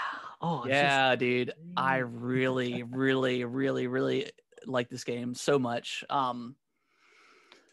It just kind of came out of nowhere. Like I saw like very little kind of, not really ads, but I just saw like a quick video of it and was like, okay, this is cool. I think I probably listened to a couple of podcasts about it. Yeah. And then like instantly when I picked it up and just played as a monster, I was instantly hooked because you just don't get a game like that very often where you play as the bad guy, or not really. I don't know. It was really cool. And the story is really cool. Like all the little flashback missions were interesting. And the ending I thought was pretty awesome. Definitely don't want to spoil it. And it's so cool. Yeah. And it's a really, really short game. It's like 5 hours, maybe 4 hours. I really enjoyed it. I enjoyed like getting bigger and bigger as the monster. Like you were almost like half a screen size at some points, like, and just going and through and just ripping and tearing apart like all the little soldiers was awesome. Rip and tear. So yeah, just it was really so good. much. My probably the biggest gripe was the fact that you didn't have a map. Yes, but I guess I got lost quite a few times towards like kind of the end where you have to kind of backtrack at some point. As you unlock stuff. So yes, that is probably the only gripe I have with the game was the no map kind of thing, which is kind of crazy in that style game, but I mean, whatever. I guess like as a monster, you wouldn't have a map. Yeah, I mean, it makes sense as like a story thing, but yeah, having a map would have been nice, but I thought there were some weird difficulty spikes too with some of the encounters you had. Yeah. But nothing was ever too difficult. Like there was super quick. Yeah, there was a couple of spots where, especially when you're fighting the mechs at some point. Yeah. And like the flying drones or whatever can kind of mess you up if you don't take care of them quick enough. So yeah, there was a couple of difficulty spikes, I think. Yeah. What's your number 4? I'm excited now. Number 4 is Mario 3D All Stars. Dang. Okay. Dude, you had it pretty high up. You know how much I loved playing through all 3 of these. I mean, even Sunshine, which doesn't hold up. It was fun beating that one. Can't hold up if you never played it. I watched you play it. Yeah. I mean, you played you beat these games, so. Yeah, I beat them 100% in 64 and Galaxy. And dude, Galaxy it's a phenomenal game. Like, yeah, I think this probably would have been higher on my list if I had played through Galaxy. Yeah, I think so. And for a collection, it's okay. They didn't really do much aside from up-res them a little bit, but they didn't. Yeah.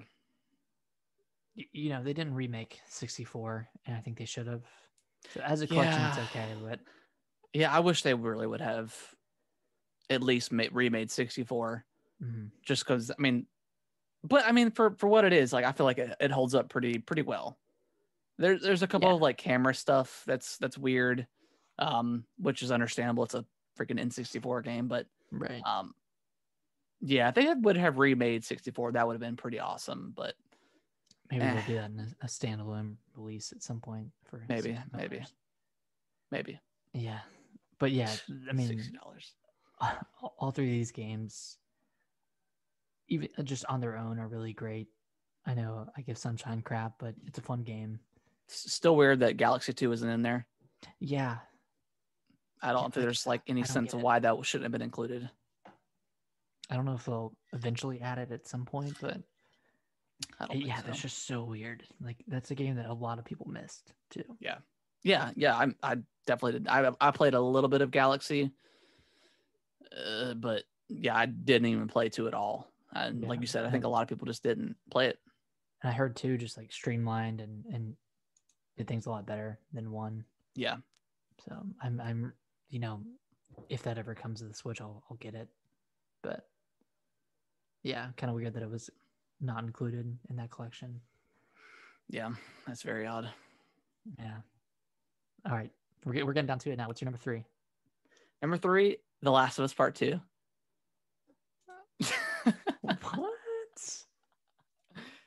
Okay, yeah, I know where this is going. Okay. The Last of Us Part 2.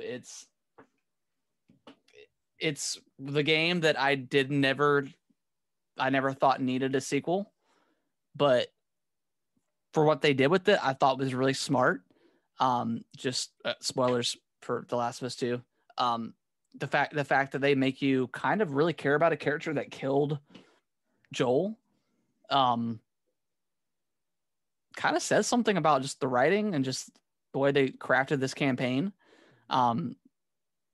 I mean, because at the end of the day, like I didn't hate either one of these characters between Ellie and help me out here. Ellie and Abby. Like I like them both, and they obviously they both had their reasons for doing the things they did. Aside from the story wise, I mean, the gameplay was so much fun. It's one of the only games I've ever really hate killing people because it's like so just visceral, and the way they did this game where you shoot somebody and they're like, oh, Sarah, they actually give you names of people that are kind of meaningless to the overall plot, but you still care and like feel like about it. So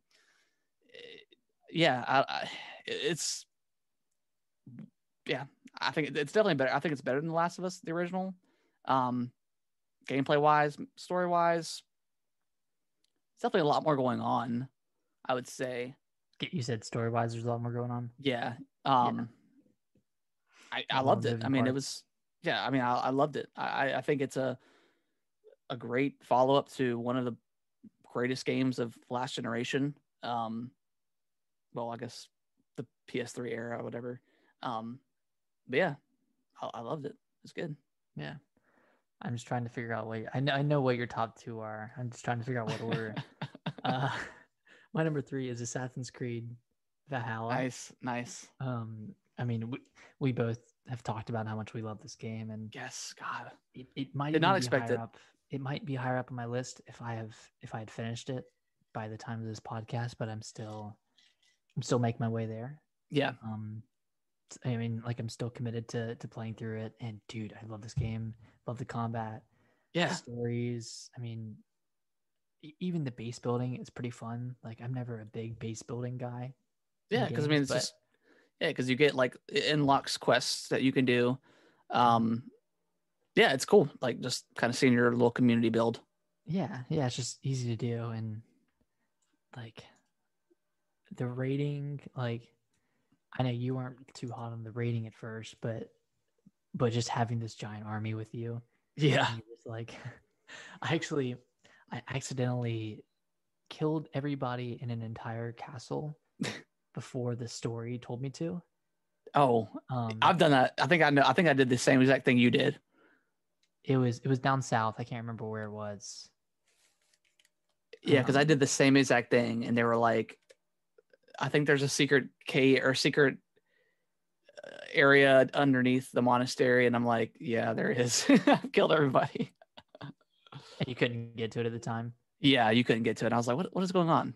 I was like, oh shit. Yeah. And it tells me to raid the place I just killed everybody at. And I'm like, what's gonna happen? And Yeah. then I went in and it told me to like to destroy these like ballistic machines. Yeah. Yeah. So I went in and everyone was dead. So I just destroyed them. And then when I like started the raid, everyone was there again. So I just Oh, had to okay. go through and kill everyone again. Yeah, I mean it's buggy as hell. There's a lot of glitches. There's screen tearing that's really bad that I've started to notice. Mm-hmm. But all that aside, I kind of freaking love it, man. It's like probably my favorite Assassin's Creed I've ever played. Um, Granted, and it's so different. It's so different than like 2 and like the Ezio trilogy, and then like even 4 is more similar to this, I think. Because like I said before, if you were to call this Valhalla without Assassin's Creed attached to it, you don't need it. It's weird and difference. But I really like the whole what is it? The hidden ones are you, or Hytham and yeah. But I can't remember the what they're called. like killing like the order or whatever, like going and finding the zealots around the map. They're like these super hard boss fights essentially. And then getting the clues to find like kind of the higher, the hierarchy of this order is really awesome. Yeah, it's a really intricate game. And I think that's the first time something like that's been in this series. I think I like I said, I haven't played Origins or Odyssey, so I'm not really sure. I don't think they had anything like that. Yeah, and just all the swords and stuff and axes and all the weapons you can find are super cool. Like upgrading or changing like your bird is cool. I can't remember the name of it, but you can I haven't done that yet. Yeah, you could. There's so much stuff that you can customize, and like you can upgrade your horse to where it can swim in the water and stuff like that. Didn't know that either. I mean, yeah. Oh yeah, that comes in handy. So much to it. Yeah, there's so much stuff, and then like the whole. I don't know. There's just so much in this game, and feel like I'm not even anywhere close to being done with it. Like I haven't finished it yet, still. But I love it, man. It's a really pretty game too. Definitely some nice like ray tracing and like god beams or whatever you want to call them is going on. Yeah. It runs pretty well for the most part, other than like the screen tearing and stuff. Like the frame rate works pretty good. It's funny. I actually switched it over because I've had it in performance mode. I switched it over to quality mode and it looked worse. So I switched it back. I don't like quality mode. I just play performance. I switched it over like same as you, and I was like, I don't like this as much. It looked like significantly worse than performance, really? And I thought it was really weird.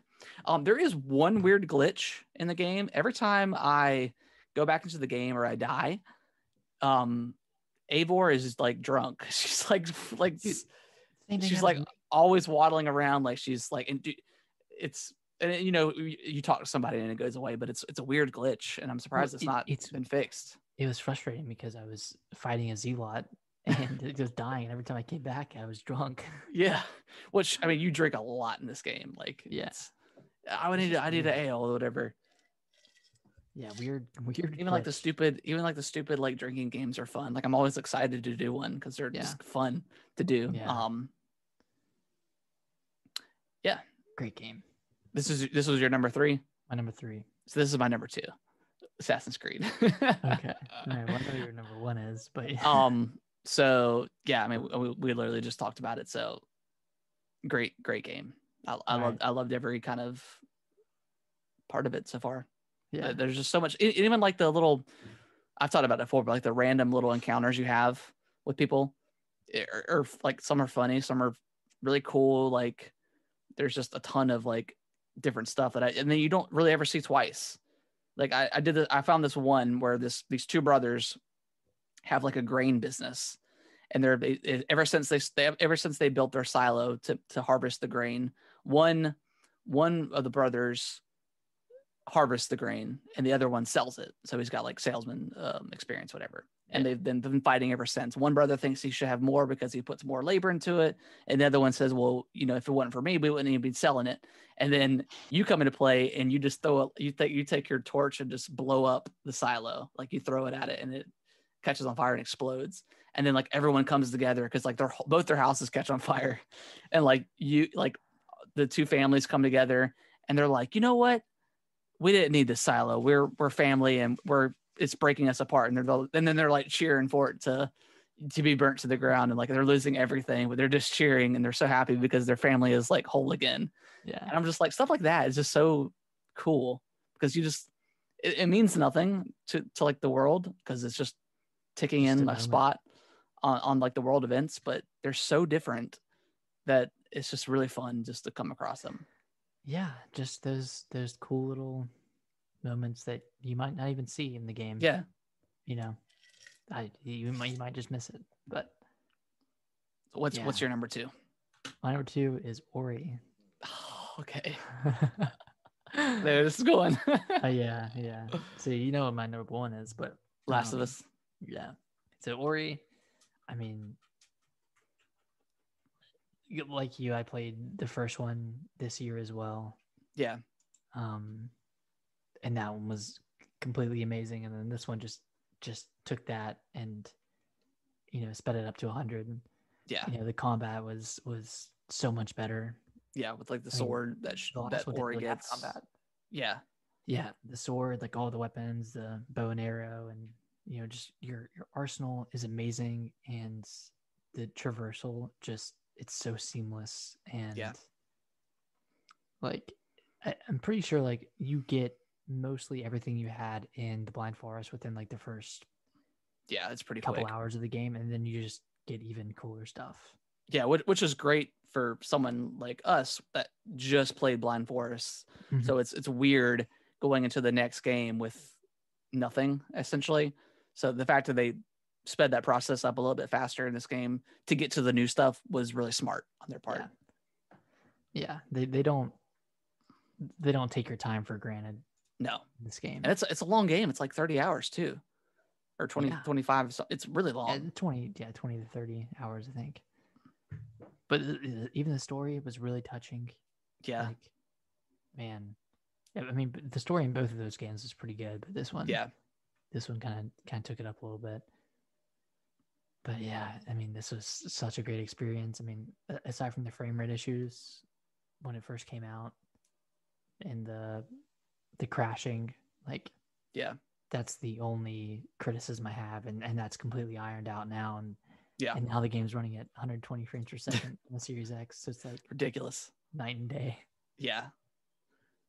So I mean, obviously Ori is my game of the year. I loved it so much. It was just such an incredible experience through and through. From the moment like that wolf attacks you, just all like the boss fight chase scenes were so much fun to do. And just traversing that world, and the hub world was really cool, and just everything about it. Like there wasn't an area I didn't like. Like aside from like isn't there like a dark area in that game? But you get a light eventually, so it's fine. I mean, like that world, I love it. I'll definitely play any Ori game that ever comes out.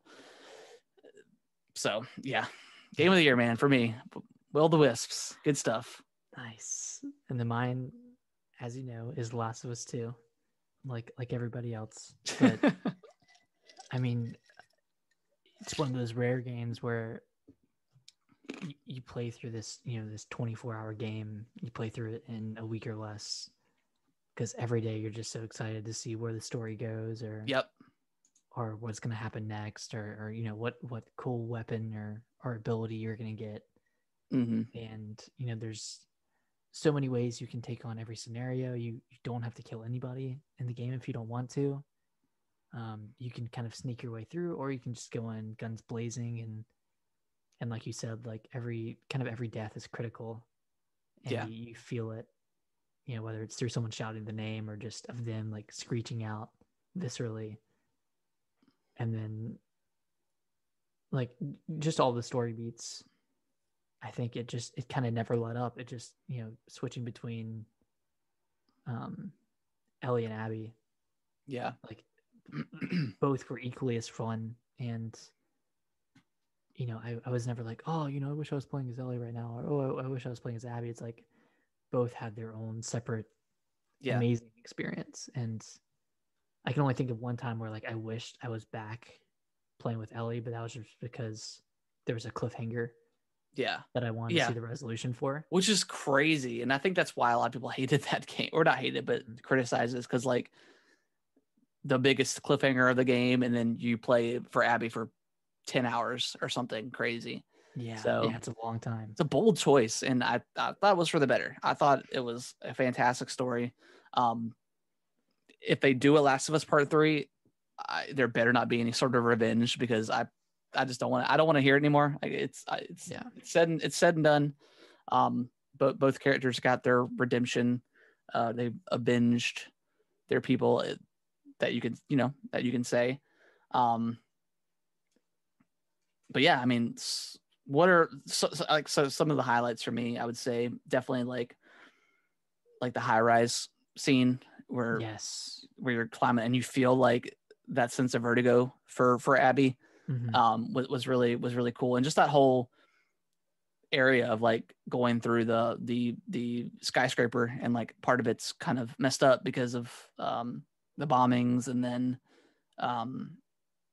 and there's like a story behind that too, of like the soldiers coming through to bomb it, and then there's you have to find the gas mask and stuff and stuff like that. So yeah, I mean, what's I mean, like obviously, like I mean, this was in the kind of the early trailers, but like meeting the scars for the first time, or where you meet what's the brother, what's the twins you meet?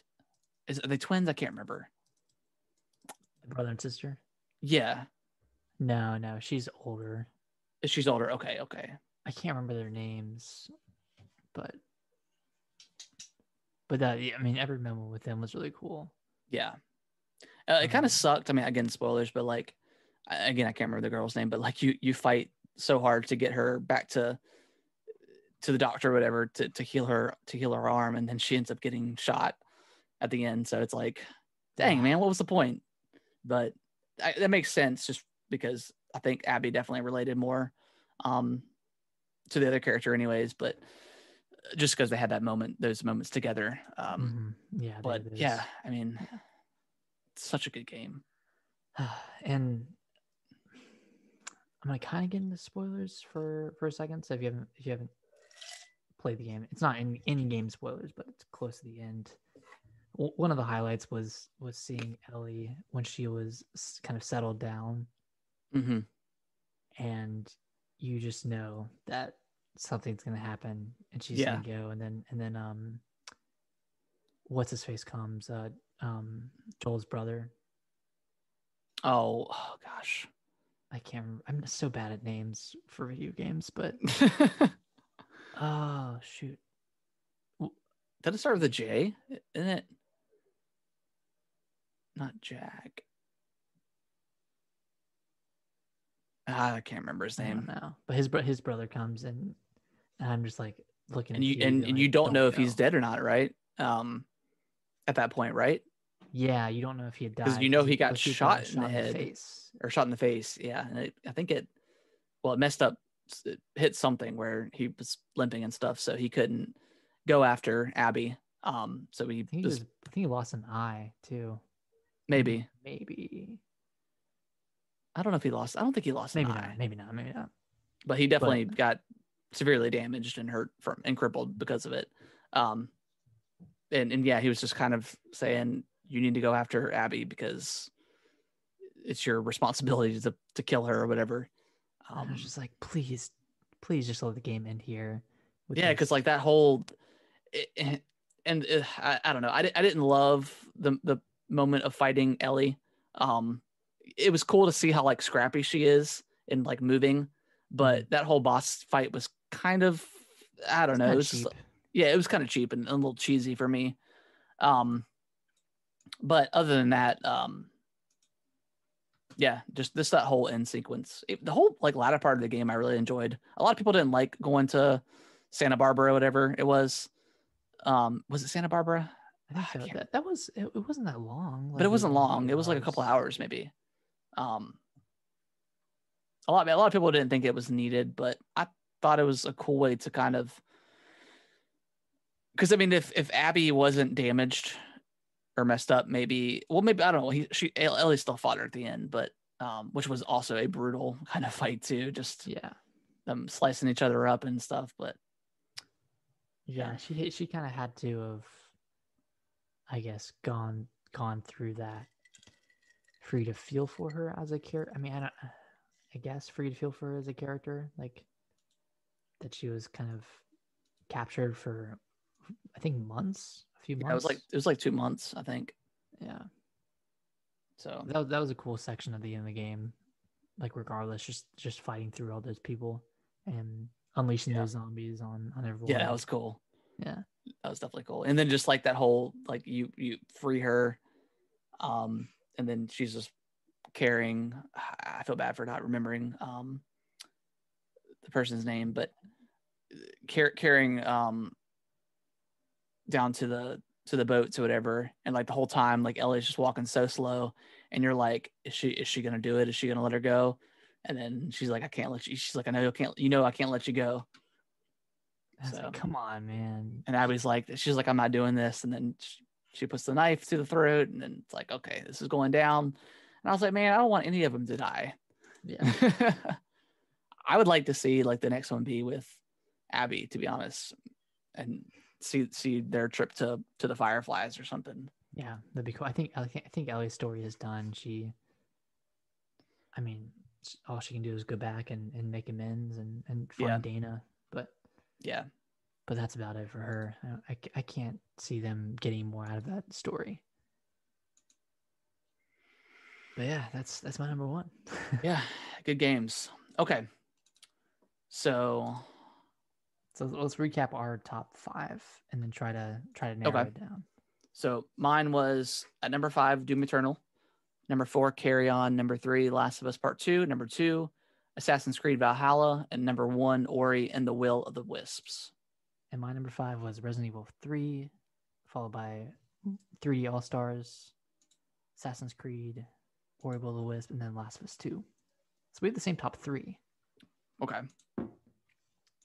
All right. You have Carry On and Ori,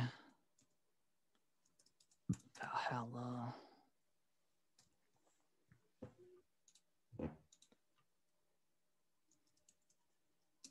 Last of Us. I'm just doing both. What was your Carry On? I'm doing my top 5, and then you add the other 2. Okay. So I had 3D All-Stars and Carry On. I had Resident Evil 3. Okay.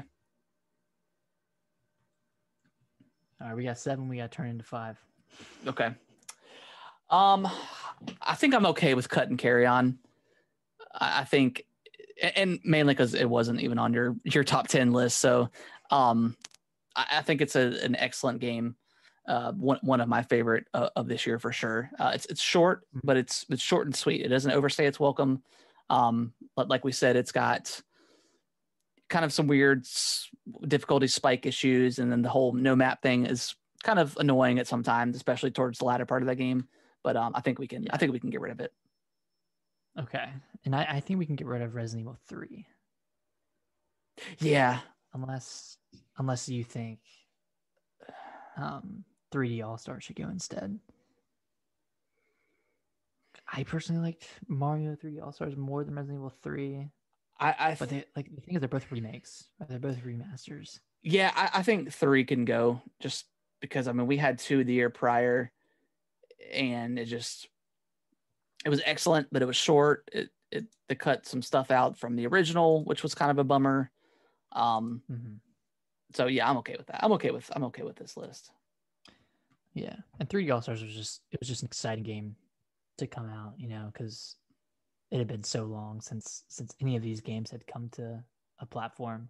Yeah, it was just exciting just to see like a whole direct based on Mario, and this was long rumored, but it was good to finally see that happen. And then Yeah, it was a Yeah. bummer that we didn't get like a proper remake for 64 at the least, but I think it was still all around like a pretty solid collection. Yeah. And I'd even be okay with leaving this at number 5. Yeah, I think I would definitely take Doom over this for sure. So we have Mario 3D All Stars at number 5 for our collective list. This is between both of us, and then 4 is Doom Eternal. Yep. So Valhalla is definitely gonna be number 3. You think so? You think? Yeah, well, yeah, I think so. Well, because I had Ori and Valhalla as my number 2, but you had what? Last of Us, Ori, and Valhalla. Yeah, we had a weird order.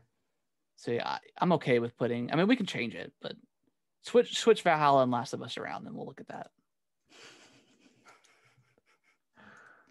Sure.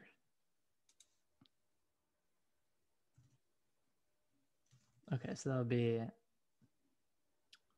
Assassin's Creed Valhalla at number 3. Wait, do we have 6 right now? No, we don't. Sorry, I think I had Valhalla twice. Oh, okay. I was like, God, no. Okay, so this is our current list. 30 All Stars at 5, Doom Eternal at 4, Valhalla at 3, and then we haven't decided yet. But we have Last of Us and Ori. I mean, you have this as you have Ori as your number 1. It's my number 1, but I mean, which one do you think objectively is a better game? I mean, it's so hard to like, because I mean they were both.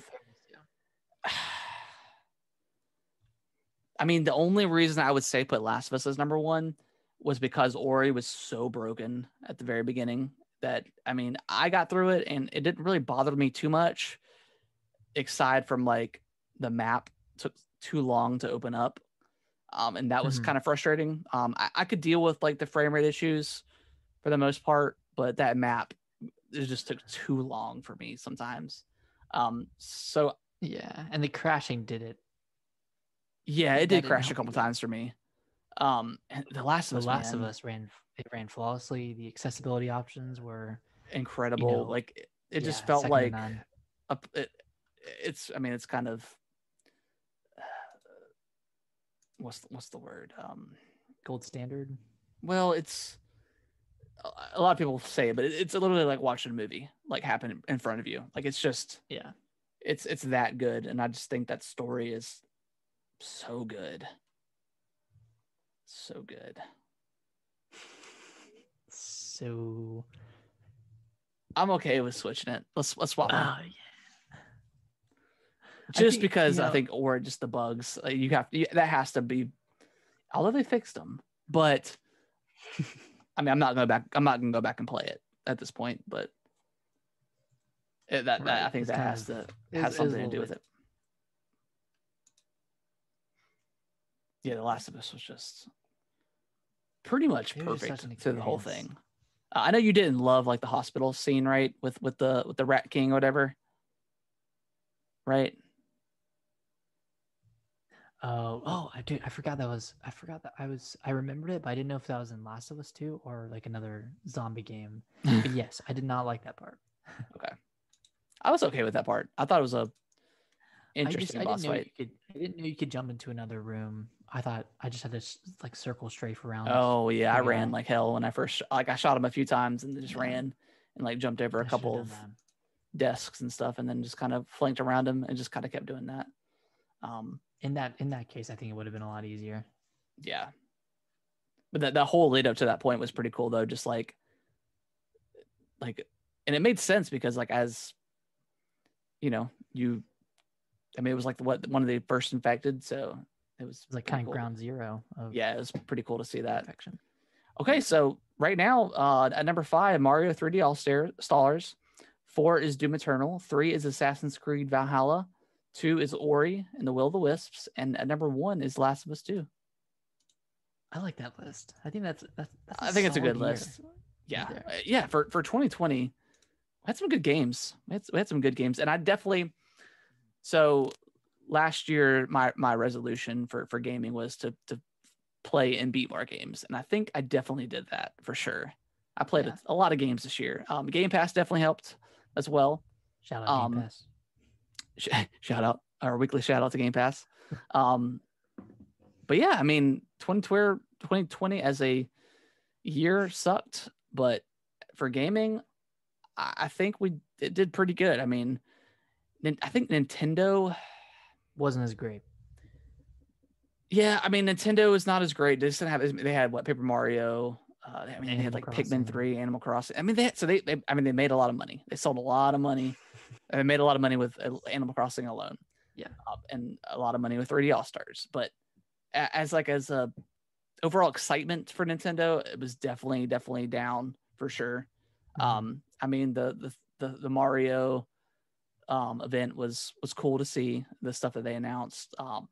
And I mean, Xbox didn't really have a ton going on for it either. They had Will of the Wisps that came out, Gears Tactics, Flight Simulator, of course, Series X launched, and it's a pretty excellent machine so far. But I mean, the games are kind of what it needs at this point right now. So, and then PlayStation, when we didn't play like Ghost of Tsushima, which that would probably been higher on our list if we had.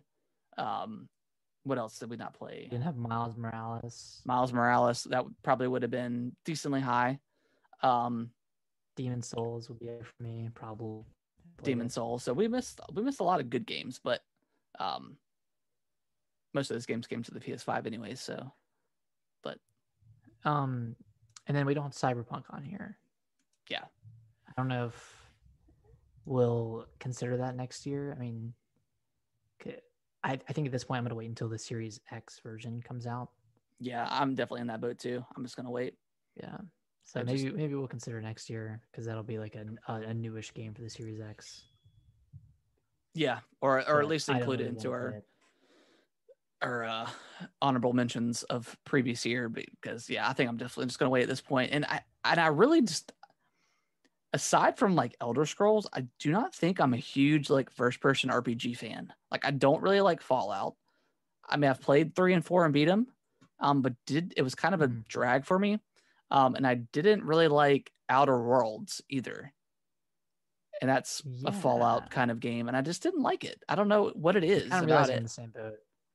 I like third-person RPGs. Yeah, third-person RPGs I love. And then like Elder Scrolls, like I loved Oblivion and I loved Skyrim. So it's not just first person, it's just weird. I don't know. Maybe it's just guns, like first-person guns. If it's not like a proper shooter, I guess I'm just not into it. I don't know. Yeah, I'm still trying to figure it out, but I know what you mean. Like, I couldn't bring myself to play any more Outer Worlds. I did love Fallout 4, but that was my first Fallout. So okay, take that. I mean, Fallout 4 was good, but it just wasn't like my favorite. Right. I just thought it was cool because it was the first type of game. Yeah, that I played. Yeah, but yeah, to read the list one more time. Number 5, Mario 3D All Stars. Number 4, Doom Eternal. 3, Assassin's Creed Valhalla. 2, Ori and the Will of the Wisps. And the official game of the year for the Gaming with the Bros cast is Last of Us 2. So congratulations, Last of Us 2. Yoo-hoo. It's a good game. Good game. You won another minor award. We award a minor award. But yeah, that's going to do the show. I knew it was going to be a long one today. Even with no news or anything. But yeah, I appreciate everyone that if you caught it live, if you've been downloading the show, we appreciate you guys. We have officially renamed the podcast to reiterate it, Gaming with the Bros cast. I'll have some, not too big of a change. I'm gonna have some new artwork coming out here probably within the next week to coincide with the new year. I'm gonna get Brittany to do some shirts for us. Boy. So look forward to that. And then of course, twitch.tv/Gaming with the Broscast. Give us a follow. And I think we had talked about doing some sort of giveaway at some point early next year. Yep. So we'll have to figure out the logistics for that. But we'll do that via Twitter at Yeah. Bros on Twitter. Oh, and we'll let you know the details of how you can enter to win that that contest. But it'll likely be follow us on Twitch and follow us on Twitter, and then you'll be nominated. So or entered in. So pretty easy. But yeah, and you can follow us on Twitter at GamingWTBros. And then if you want to email us, gamingwiththebros@yahoo.com. And I think that's it. Nick, anything else you want to say to the good people for the last episode of the year? You know, it's been a hard year. There's been a lot of terrible things that have happened, but I feel like 2021, that's our year. Yeah, not just me and you, Harrison, but everybody. It's everybody's year. Yeah, I hope so. I just got a message today that we're going to be in still working from home till at least April 1st. So same for us. Yeah. So I mean, I'm not mad about that. I've enjoyed it so far. And yeah, look, I think good things are coming for the Gaming with the Bros podcast. I think so. Gaming with the Bros cast. I think we're gonna make our way up and up in the world. I think we're over 750 downloads. So it's been crazy, man. We've had a lot this year. So it's been. I love doing this podcast. It's one of the highlights of my week, and yeah, it's good times. Look forward to doing it 52 more times in 2021. Yeah, exactly. All right, broski. I will see you or I will see you guys and you next week on the show. Later. Later.